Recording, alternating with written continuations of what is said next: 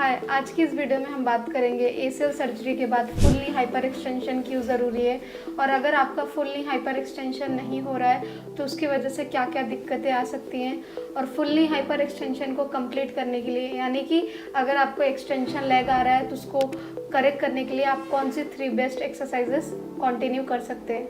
Hello, I am doctor Astha from physiotherapy department, team ऑर्थोस्पोर्ट।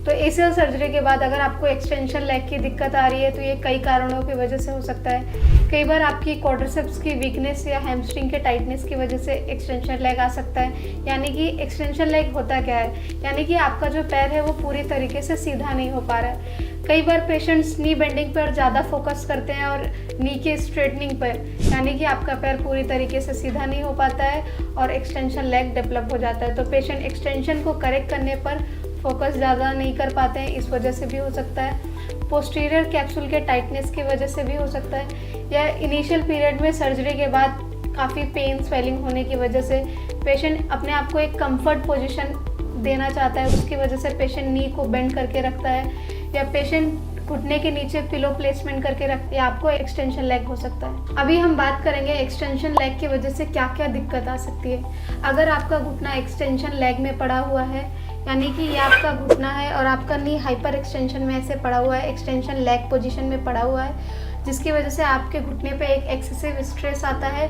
उसके वजह से आपको पेन और डिस्कम्फर्ट भी हो सकता है। एक्सटेंशन लेग में होने की वजह से आपका जो पोस्टीरियर कैप्सूल है वो टाइट हो जाता है, जिसकी वजह से फाइब्रोसिस भी फॉर्मेशन होने लगता है। साथ ही साथ आप बैक टू स्पोर्ट्स में जाने से लैग कर सकते हैं अगर आपका एक्सटेंशन लेग है और हाइपर एक्सटेंशन करेक्टेड नहीं है तो, क्योंकि आपका घुटना लगातार एक्सटेंशन लेग में पड़ा हुआ है, आपका घुटना मुड़ा हुआ है और आप उसी एक्सटेंशन लेग के साथ वॉक कर रहे हैं, चल रहे हैं, उसकी वजह से आपके नी पर एक्सेसिव लोड पड़ता है और आपका जो लिगामेंट है एक्सटेंशन लेग में होने की वजह से आपका लिगामेंट ढीला पड़ सकता है, क्योंकि आपका नी कंटिन्यू लगातार एंटीरियर ट्रांसलेशन में पड़ा हुआ है, जिसकी वजह से आपके लिगामेंट पे एक्सेसिव प्रेशर पड़ता है और आपका लिगामेंट ढीला हो सकता है। First exercise with TheraBand, lightest resistance का थेराबैंड लेना है। ठीक है, घुटने को नीचे दबाइए, पैर को पूरा सीधा करना है, घुटने को नीचे दबा के पंजे को ऐसे खींचना है, होल्ड करना है for 10 count, 10 to 20 seconds hold करना है and then relax.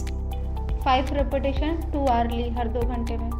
Second exercise is heel props, जो आपका सीधा लेट के एड़ी के नीचे आपको बॉल्स्टर और पिलो प्लेस करना है। 3 to 4 kg weight just above knee and just below knee रखना है। 5 मिनट के लिए उस पोजीशन में रहना है और उसको भी 2 आवर्ली करना है। So hold that position for 5 minute after every 2 hours. And the third exercise is prone leg hang. Prone leg hang with weight 5 to 7 minute और वो भी हर 2 घंटे में। एसीएल सर्जरी से रिलेटेड या रिहैब से रिलेटेड अगर आपकी और भी कोई क्वेरीज हैं तो आप हमारे दिए गए नंबर पे हमें अपनी क्वेरीज शेयर कर सकते हैं।